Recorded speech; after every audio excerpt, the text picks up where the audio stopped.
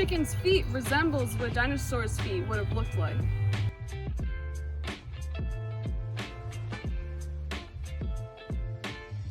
A lot of dinosaurs actually had feathers and weren't as scaly as most people think.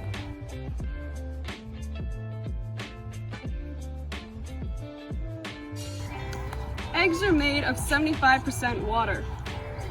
To find out if there is a chick inside an egg, just shine a light underneath it and you'll see it. The typical interval between eggs being laid is 25 hours. The eggs you eat are not the same as the ones that chicks hatch from. For those eggs to hatch, it takes 21 days.